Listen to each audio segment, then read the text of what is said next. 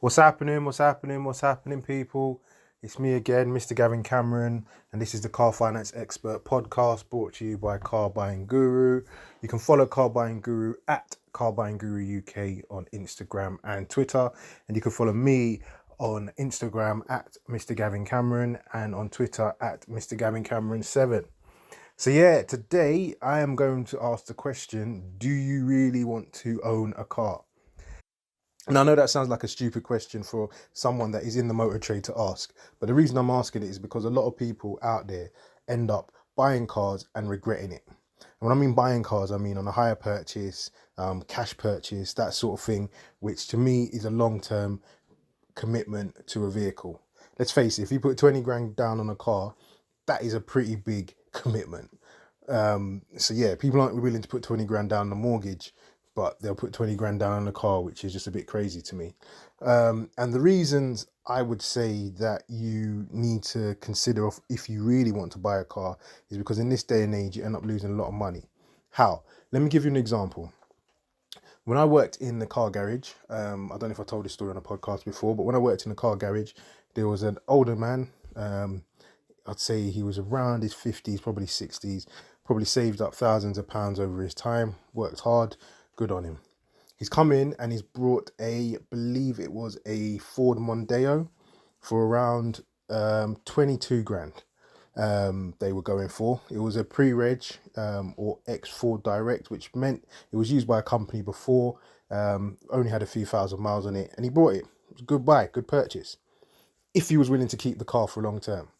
He came back 9 months later and got upset with me because I valued the vehicle and the vehicle was valued at around £12,000. That was a good bid because we was buying it in to sell it for around 13, 14k. Obviously VAT, um, have to prepare the car for sale, etc. So I thought I gave him a good price. I could probably went up to about another 12, by another 500 quid. But yeah, he got upset with me. Why? Because he was telling me that he's lost £10,000 in a year on a vehicle. And that's what happens, people.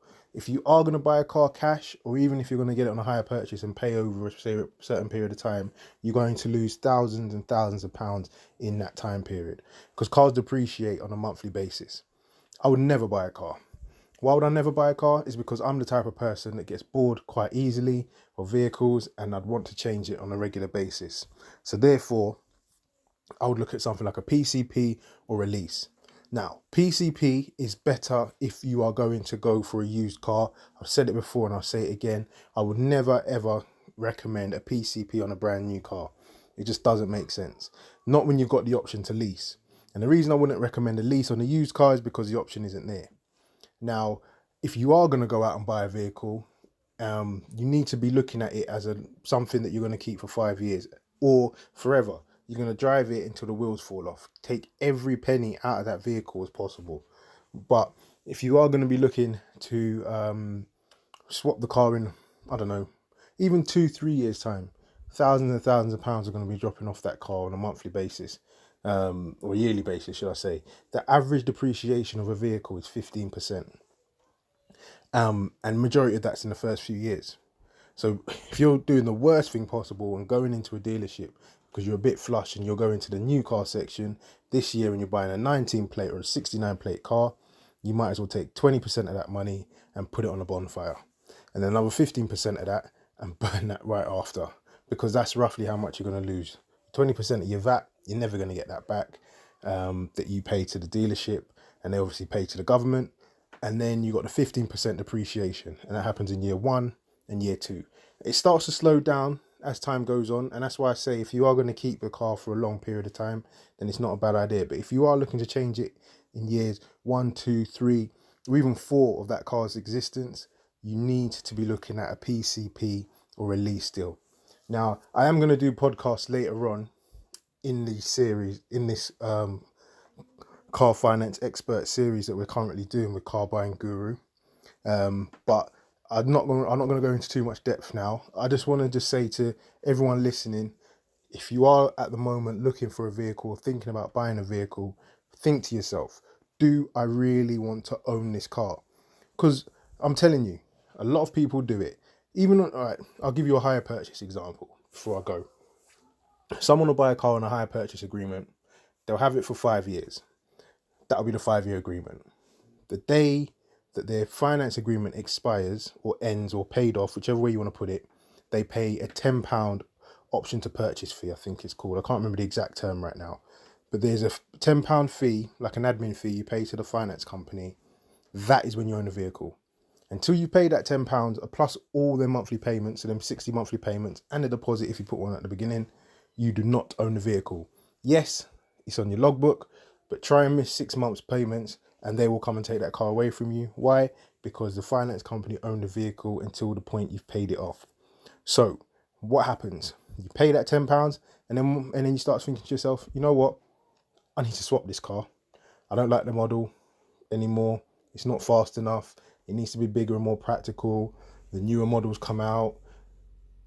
The government have changed the rules and diesel aren't as efficient as they used to be, and it costs me 10 quid to drive down my road every day. Like whatever it is, you'll have a reason to change the car more than likely.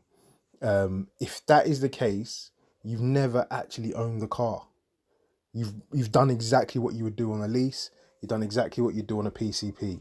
You've paid your finance payments, and then at the end of paying your finance payments, you've handed the car back or you part exchanged it or whatever the case may be. Difference is with a hire purchase, lease and PCP, hire purchase is 99.9% of the time the most expensive version of that, because on a PCP and on the lease, your monthly payments are always low because you're only paying for the depreciation of the car essentially, not the full 25k or whatever that you would be paying if you was to get a bank loan or do a hire purchase, which is essentially a mortgage on a vehicle. So once again, if you are looking to purchase a vehicle anytime soon, ask yourself the question, do you really want to own that car? Any questions you got for me, you can get in touch at Car Buying Guru UK on Instagram or Twitter, at Car Buying Guru UK on Facebook as well. You can get in touch with me directly at Mr. Gavin Cameron on Instagram and at Mr. Gavin Cameron 7 on Twitter. Check out our website, carbuyingguru.co.uk. And don't forget my free ebook, which is available on my website, carbuyingguru.co.uk/shop. Click a few buttons, you can download it directly, and it will help you with making the right decisions with buying a car and save you hundreds, if not thousands of pounds. Thanks again for watching. Share it with anyone you think may need to hear this advice. And I look forward to seeing you guys, or speaking to you guys, should I say, in the next week's podcast. Take care. Bye-bye.